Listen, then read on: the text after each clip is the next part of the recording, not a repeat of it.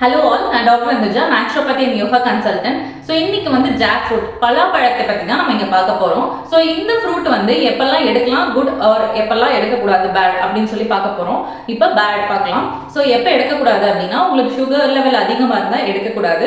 Kidney ரிலேட்டடான லெவல்ஸோ இல்லை kidney இஷ்யூஸோ இருந்தால் கண்டிப்பாக எடுக்கக்கூடாது. ஏன்னா அது கொஞ்சம் ஓவர்லோட் ஆகிடும். நெக்ஸ்ட் பார்த்தீங்கன்னா ஸ்கின் டிசார்டரோ அலர்ஜிக் ரியாக்ஷனோ இருந்தால் கண்டிப்பாக எடுக்கக்கூடாது. இது எல்லாமே இல்லாமல் உங்களுக்கு ஆல்ரெடி கட்டில் ஏதாவது இஷ்யூ இருந்தால் எடுக்கக்கூடாது.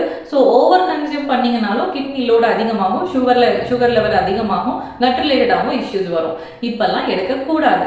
நெக்ஸ்ட் பார்த்தீங்கன்னா எப்பெல்லாம் எடுக்கலாம், உங்களுக்கு வந்து ஏதாவது காயம் பட்டுருச்சு, உங்களுக்கு வந்து எதனா காயம் ஆறலை அப்படின்னா கண்டிப்பாக நீங்கள் வந்து ஜாக் ஃப்ரூட் ஏதோ ஒரு வகையில் எடுக்கலாம். ஜாக் ஃப்ரூட்டாவோ இல்லை காயாவோ வந்து நீங்கள் எப்போ வேணால் எடுக்கலாம்.